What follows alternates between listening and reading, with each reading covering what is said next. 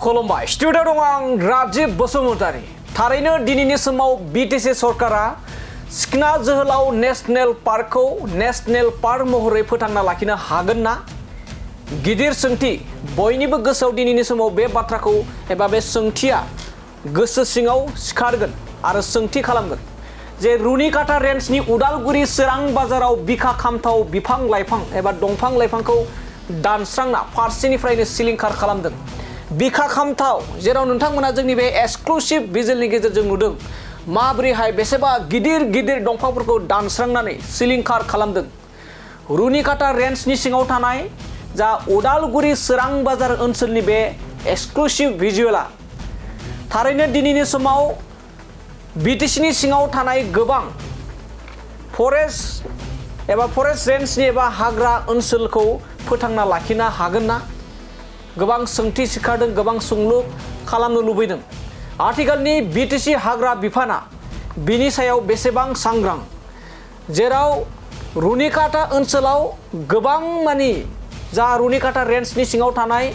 रोजा रोजा बिगा हाखौ सिलिंखार खालामना दखल खालामनानै जा इभिक्सन खालामदोंमोन दखल खालामग्राफोरखौ दा बेनि उनावनो जाबायदि दुंहाव थासारि जादों बेनि उनावनो फिन आरोबाव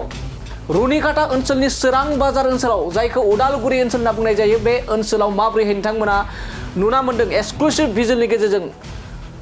रुनिकाटा रेन्जनि फरेस्टनि मावथिफोरा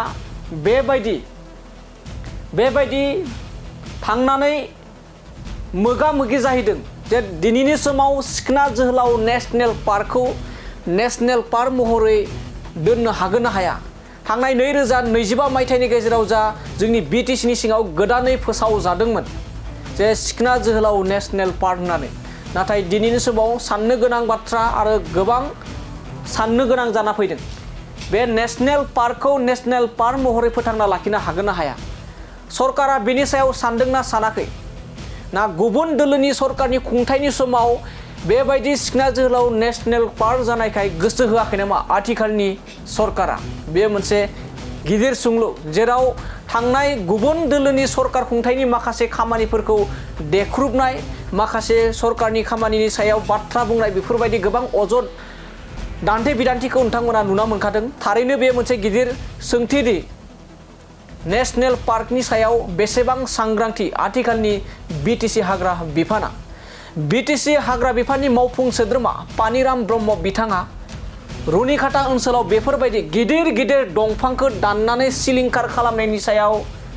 थारैनो बिथाङा नुना मोन्दों ना मोनाखै खोनानो मोन्दों ना मोनाखै बे मोनसे गिदिर सोंथि नायलांदो दानिया रुनिकाटा रेन्जनि सिङाव थानाय उदालगुरि सोरां बाजार ओनसोलाव माबोरैहाय बेसेबा गिदिर गिदिर दंफांफोरखौ दाननानै फारसेनिफ्राय सिलिंखार खालामदों ससियेल मिडियानि गेजेरजों गोबां गोसारदों माबोरैहाय नोंथांमोना नायदो बेसेबां गिदिर गिदिर दंफां लाइफांफोरखौ दाननानै फारसेनिफ्राय सिखना जोहोलाव नेशनेल पार्कनि बे हाग्रा ओनसोलखौ सिलिंखार खालामनानै फोजोबस्रांनायनि मोनसे जा षड़यन्त्र जा थांखि बेखौ नोंथांमोना एक्सक्लुसिभ भिजुअलनि गेजेरजों नोंथांमोना नायलांदो नै सोरां बाजारनि साहा